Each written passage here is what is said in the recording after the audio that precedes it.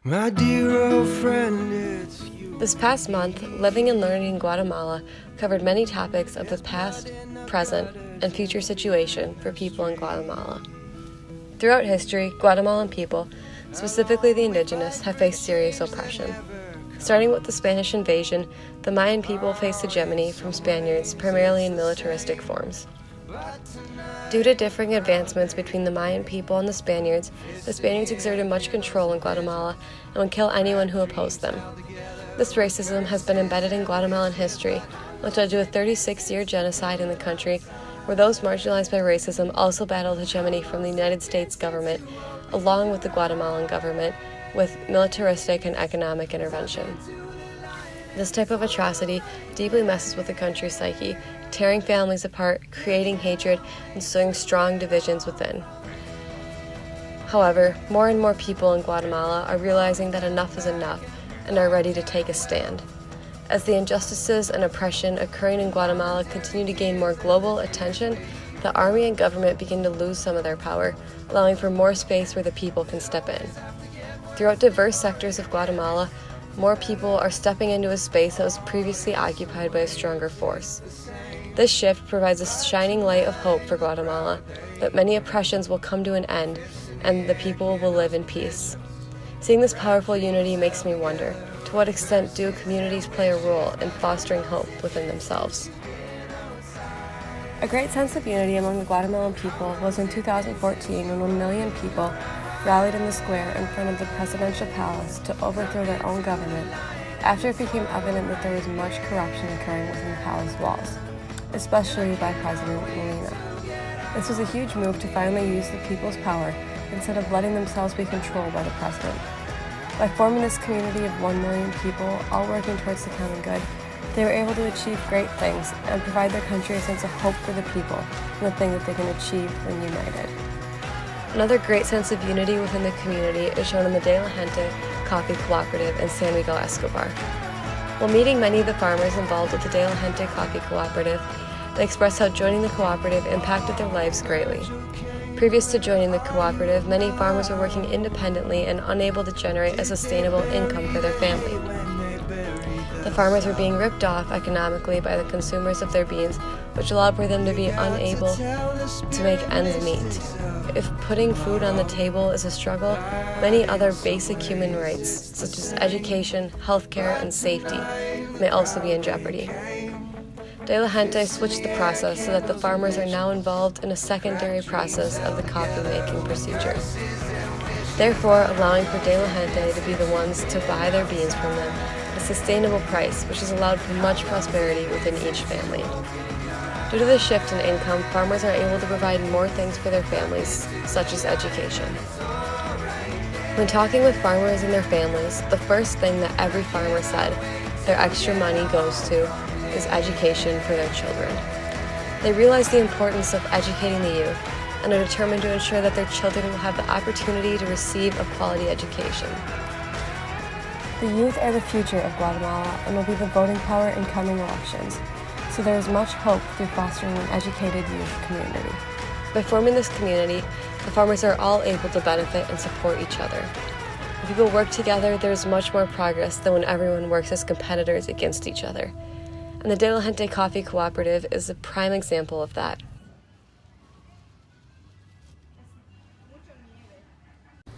Historically in Guatemala, women have faced intense structural violence, being treated very poorly and not treated as equal to the men.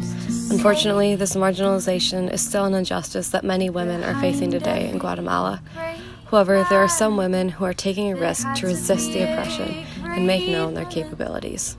Rosa, the founder of Lima, the women's co-op we visited in San Juan de Laguna, faced much controversy when working to form her own weaving cooperative, especially from men of the community who doubted a woman's ability to create her own business.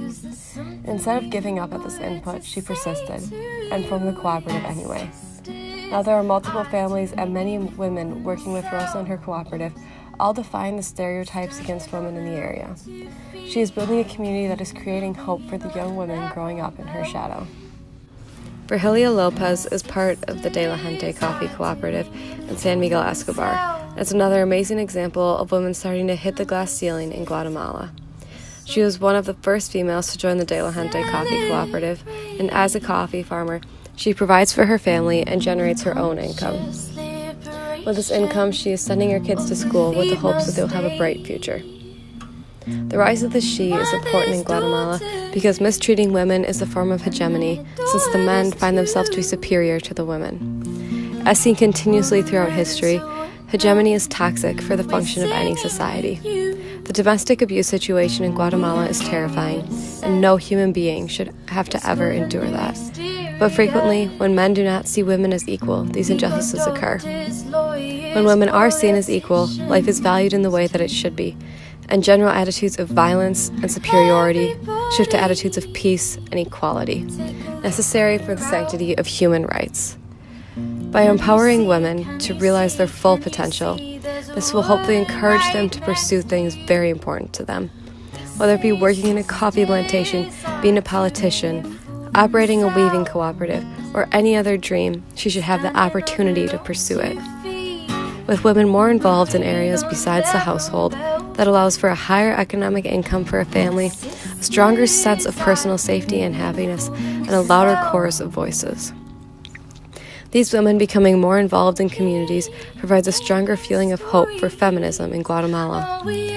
I want to see all the women in Guatemala to realize their full power, for the youth to be raised into strong women, and for all females to realize that they are Chicas poderosas!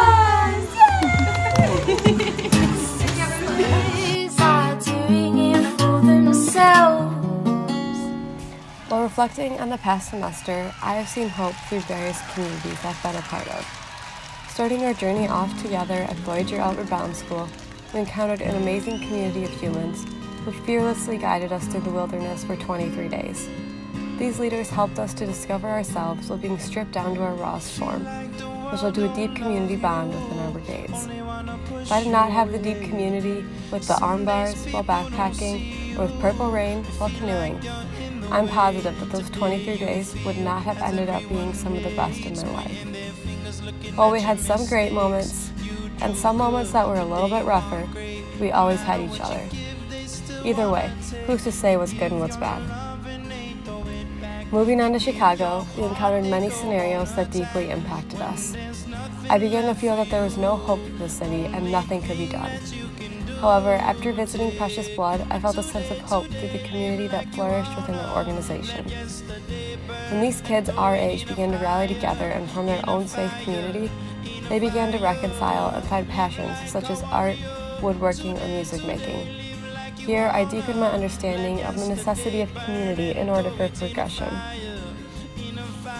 During the next leg in Albuquerque, I struggled again while learning about Indian boarding schools, trying to understand how people could be so cruel.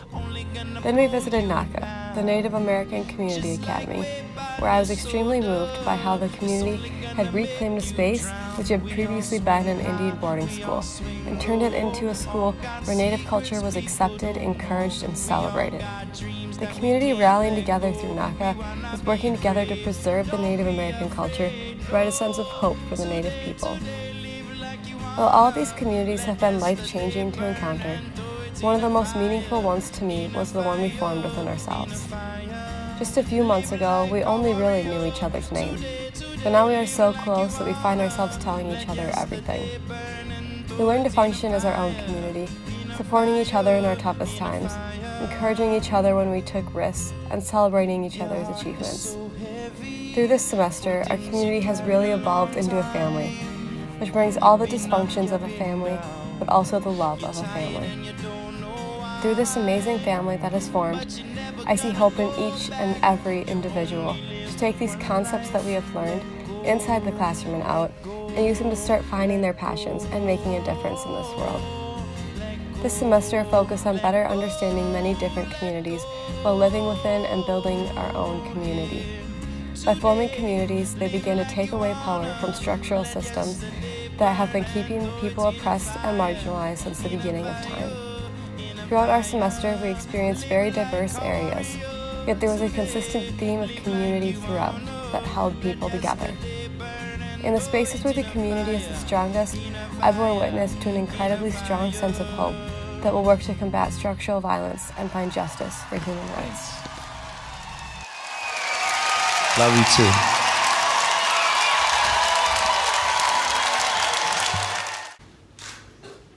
So there is hope.